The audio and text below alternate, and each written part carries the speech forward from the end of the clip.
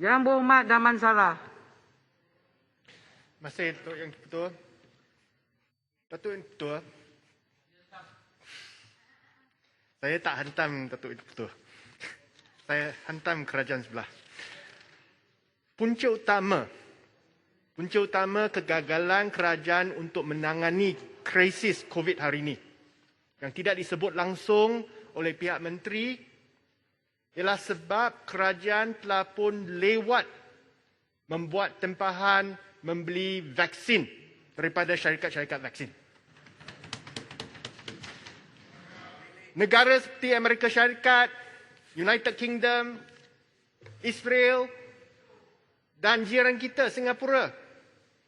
Mereka membuat tempahan bulan April, bulan Mei, bulan Jun, bulan Julai. Dan bila tempahan dibuat awal, mereka dapat stok vaksin awal selepas vaksin diluluskan. Tapi kita tidak. Kita melengah-lengah, kita tunggu, tak tahu tunggu apa. Yang Berhormat, itu tajuk besok tu. Ni pembelian dan kelulusan untuk membeli vaksin daripada Kementerian Kesihatan. Tak tahu, jangan cakap. UK buat vaksin sendirilah. Seperti apa yang disebut oleh Menteri tadi, perjanjian pertama dengan COVAX hanya dibuat pada 18 hari bulan November. Itu pun hanya tahun lalu. Itu pun hanya untuk 10% saja daripada jumlah vaksin yang mungkin kita perlukan. Selepas itu, beli dari Pfizer, hujung bulan Disember, itu pun you tak nak luluskan 20% lagi sahaja. Yang bakinya hanya dibeli pada awal tahun ini. Itulah sebabnya bila kita start kempen vaksinasi bulan Mac, kita tak cukup stok. Benar hari ini kita kempen vaksinasi berjalan dengan lancar dan baik. Saya puji. Satu hari setinggi 500,000 orang dapat disuntik. Tapi sepatutnya apa yang berlaku hari ini berlaku 3-4 bulan yang lalu. Dan ia akan dapat menyelamatkan begitu ramai nyawa yang terkorban luluskan bajet untuk beli vaksin. Kerajaan Perikatan Nasional. Damansara, celah. Ini penting. 10 saat, Damansara. 10 saat. Maaf.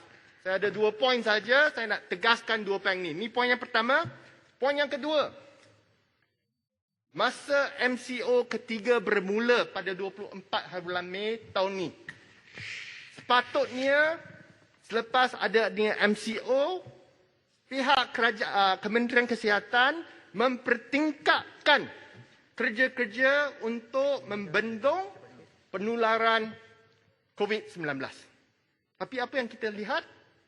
Jumlah saringan yang dibuat pada minggu pertama MCO 3.0. Not too bad. 109,000 saringan. Minggu yang kedua, jatuh. 100,000. Minggu yang ketiga, jatuh lagi. 90,000. Minggu yang keempat, jatuh lagi. 80,000. Minggu yang kelima, jatuh lagi jumlah saringan setiap hari purata. Untuk minggu yang keenam, hanya 72,000. Apa sebabnya Kementerian Kesihatan kurangkan saringan walaupun rakyat menderita di luar terkurung dalam rumah, tak boleh buat apa-apa, MCO lepas tu full MCO lepas tu EMCO, tapi KKM kurangkan saringan. Kes meningkat, positivity meningkat. Ini terus menunjukkan dalam data bahawa KKM tidak menjalankan saringan yang mencukupi. Hanya selepas 6 minggu, 7 minggu, baru sahaja macam KKM bangun. Macam tak cukup. Baru meningkat semula jumlah saringan yang dibuat setiap hari selepas itu. Dan hanya 2 minggu kebelakangan ini, jumlah saringan dibuat setiap hari melebihi apa yang dibuat pada minggu yang pertama MCO. Rakyat sengsara di luar, Menteri Kesihatan, Kementerian Kesihatan macam tak kisah.